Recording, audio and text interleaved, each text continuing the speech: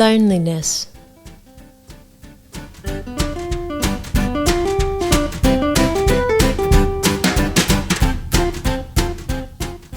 Hello everybody. Welcome back. Here we are on Signpost for Living with Dr. Kirsten Hunter. Do I bother with that part? I don't know. Yeah. Why not? It's important that... Well, you know, they tell me to, so yeah, okay. Hello, my darling. Hi! Everyone, this Kristen is here along with me, Kristen Coggan. Thank you for coming, darling. No problems. Very, very good to have this time. So, I've given you a little bit of a prompt today, haven't I? Well, it's I don't get prompts anyway, so it's not really enlightened me that much, but yes, it's good. Okay, so today we're talking about loneliness. Yes. Which, you know, you say loneliness, everybody understands what that means, but no one actually spends any time thinking or talking about it. I don't think they do. Don't you? Do you? Yeah. What do you mean? I talk about it with my friends if they're feeling lonely or... Really? Yes. I can think of a specific friend in a specific conversation I've had recently about... Really? Yeah, she's single and a Feeling little bit lonely and not knowing when that's going to end and there you go. how that's going to turn out. I always think that people don't talk enough about things. Maybe they do talk about this one. Maybe. Yeah, Or maybe I've just got extra special friends. Well, that's lovely. But, you know, it's interesting. People come into session and they say to me, even today, they say to me, you know, hey, I'm lonely. Yep. And they say it and it's very, you know, it's not a good spot that they're feeling at that point. They're feeling quite down about it. But they say it with kind of an exclamation mark. Do you know what I mean? Yeah. Sort of like it's an anomaly. It's something that's peculiar. Yes.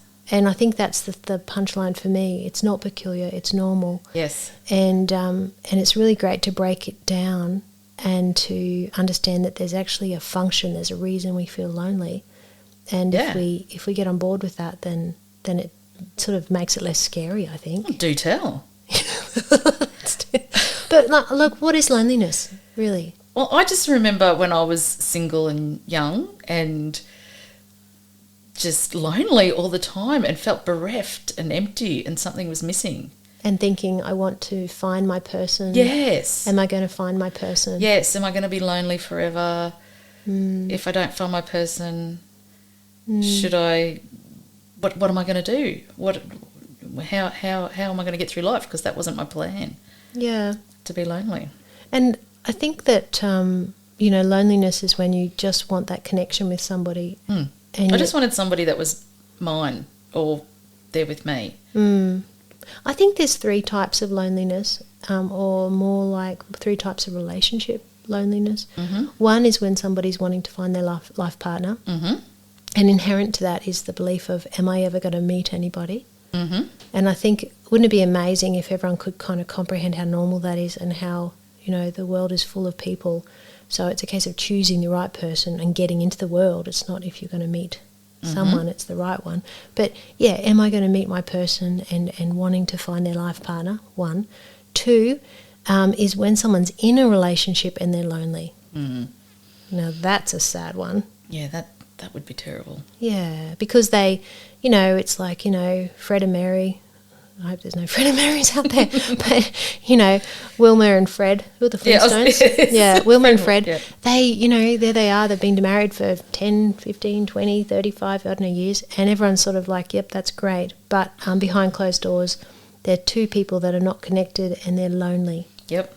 And they don't really, either they don't know how to get it together. One party isn't wanting or able to get it together, or they're just truly disconnected, but they're in this kind of constitution of a marriage and they're lonely. So that's a tough one, super tough. And I think the 3rd is a really, really interesting one, and that is when people don't have a sense of a community and they don't have the friendships that they want. Yes. And they feel isolated. So they might have a partner, and that's really great, and hopefully it's healthy and functional, but they don't have a broader sense of community. Yeah.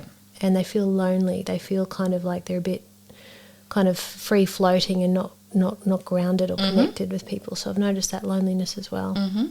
Yeah. I've never thought about it like that. Yeah, But yeah. it's true.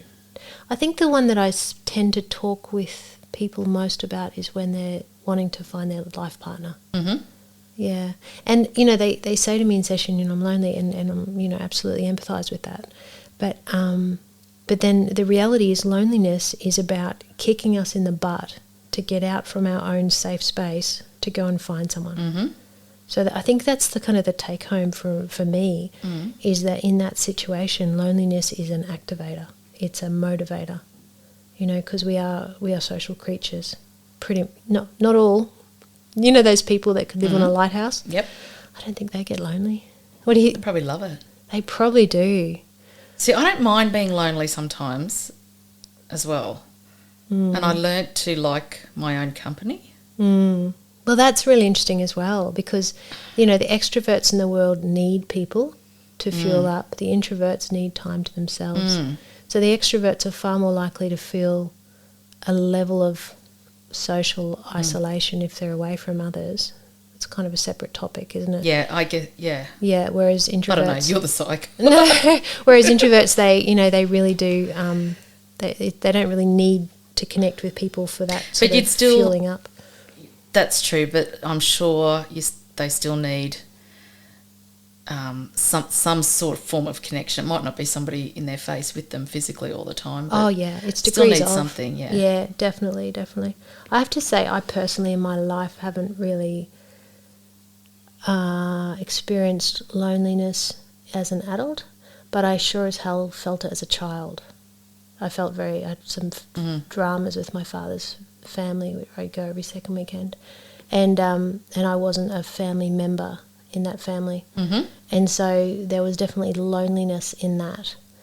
So that's a very sad story. But as an adult, I haven't really had I'm a outgoing introvert.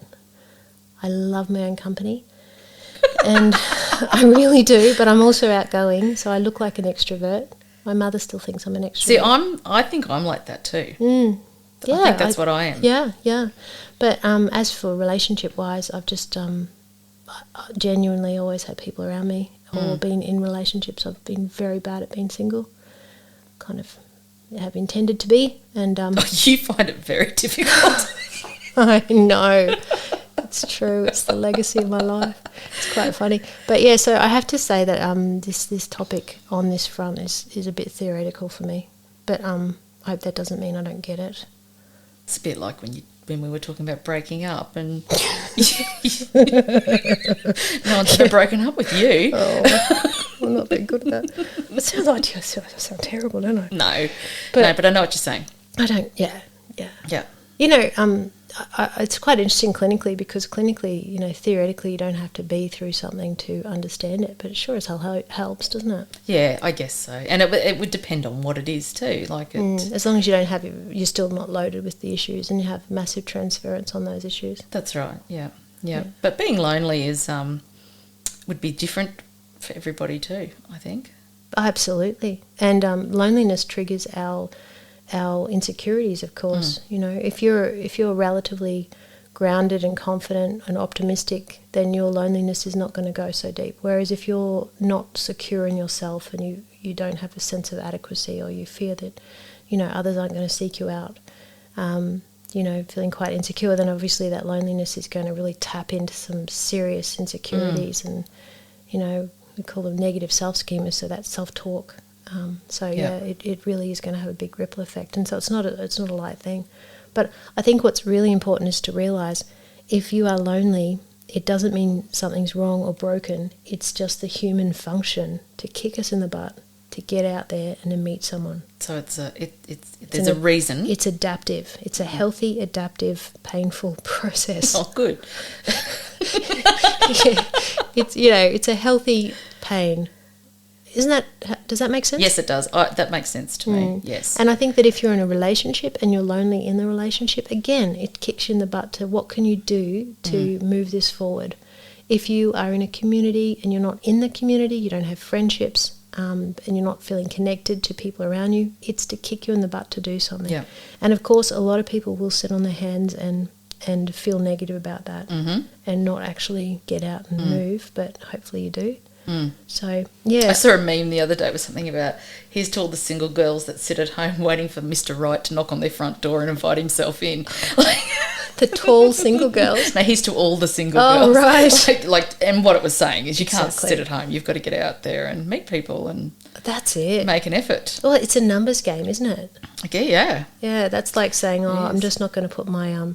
See, I think about myself, because I really like my weekends by myself, which I have occasionally. I don't know what that means. Yeah, see, no, but I do. Yeah. And I really value them and treasure them. And I get really excited. So Friday night, I'm loving it, eating what I want, watching what I want on telly. Saturday's great, just pottering, doing my own thing at my own pace. No one's harassing me. Sunday, I wake up thinking, I'm dosed up. yeah, now... Where's my people? I'm a bit lonely now. Oh. And you start, so like, yeah, like 2 days is my limit. But I do Yeah. enjoy it and cherish it. And Yeah. I don't, like, if I'm not lonely for a long period of time, I yearn for it. Yeah, it's a balance, isn't it? Yeah, so it does re-energise me to a point, but it is definitely a balance. Yeah. And, you live out in Condamine, right? So that's not like country, but it is heading that way. But it's not, you're not isolated people-wise there, are you? Because there's a community and there's connection, people come and go. Yeah, and even on our place, like we've got staff and people around us all the time anyway, so you're never by yourself. You're never really sitting there by yourself. I get more lonely in town here when I'm doing my town stints, Right. because I have less people in my orbit. You should call me. Yeah, but you're so bloody busy. I don't want to get sucked into your orbit. I'm never too busy for a nice But- wine and dinner. But yeah, I do. Yeah, I've got less people around me in town actually than what I do when I'm at home. Well, you often do hear that, don't you? That in that kind of more rural setting, that there is that connection with people Oh, if I go get around the you. mail, I'm going to run into somebody I know and have a chat. And Yeah. The post office is next to the pub, and my mate owns the pub, so I'm probably going to go and have So a you chat there. Get your post in and- the afternoon when Yeah, you can yeah. justify a pub run. That's right, that's Right. right. And then you'll drive past someone's house just to see if they're home and pop in and say g'day. Like, yeah, you don't. Yeah. Whereas, I live in a suburban street in Toowoomba here, and I don't know the name of any of my neighbours. Yep, There you go. yeah. I must say I do that intentionally. Well, when I'm here in Toowoomba, I know my neighbours. I know them. I wave. I smile. I'm Yeah. friendly. But, yeah. But it's interesting, isn't it? So, Yep. having people around you doesn't necessarily mean that you're connected. So No. it is really about reaching out and having that kind of... Yeah. which is why people go and get involved in all sorts of community groups. Yep.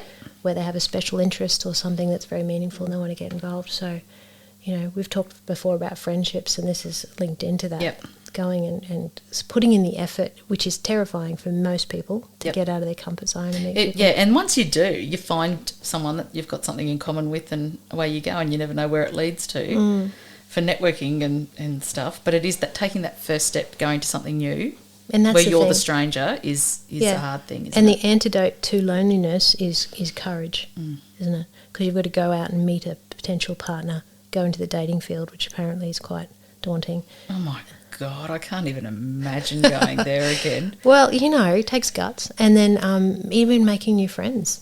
You've got to put yourself out there, don't you? Or if you're in a relationship and it's stagnated and you're kind of like, two distant people in that relationship, to go and have the courage to try to learn something new or to... I think that one would be the Put hardest yourself one to forward. probably try and... Well, that's my bread and navigate. butter. That's my bread and butter with couple work. Yep. I really love it. I really love it. It's so meaningful and enjoyable. Because to get both parties to acknowledge it and try and Yeah. be positive and Skill them up to get Yeah. real. It's great. Yeah. Yep. So, tell you what, we might wrap up, but Okay. everyone, just if you're feeling lonely, it's a kick in the butt. You've got to go get courage to move towards whatever you're needing. it's a good thing. It is If a you good never thing. felt lonely, we would that stay. would be terrible. Yeah, we would stay in our Bubble. which is not good enough for most people unless you live on a lighthouse. Thank you, darling. Can you do All that? right. So, by the way, if anyone has any topics they want us to chat about, just write in. Oh, where to though? Remember, I said to people to write in last time, and you said there's nowhere for them to write into. Well, there must be. Maybe write to us and tell us where to write. Okay, and Kirsten also Hunter's- subscribe, right? Yeah, you got to subscribe to There the you go. podcast. And Kirsten is on Facebook, Kirsten Hunter Author. So you could possibly message her. That would be a way Anything. of doing that. I don't know if she knows how to get messages and read them, but we'll work on that. She's got a webpage, kirstenhunterauthor.com. Instagram is Kirsten Hunter Author, and she's on Twitter at Kirsten Hunter AU. I'm sure you can try and contact. Just hammer her. Just keep going till she writes back to you. And where's this? This is Buzzsprout. This is everywhere. What? Yeah. Do you know that? Podcast. Podcast, right. Signpost for Living. Dr. Signpost for Kirsten Living, Hunter. that's what this is. We're everywhere. We are all over. We're like Salter and everything. And her YouTube channel is Psych in Your Car. There you go. Done. Thank you, darling. Take care. No worries. Bye. Bye.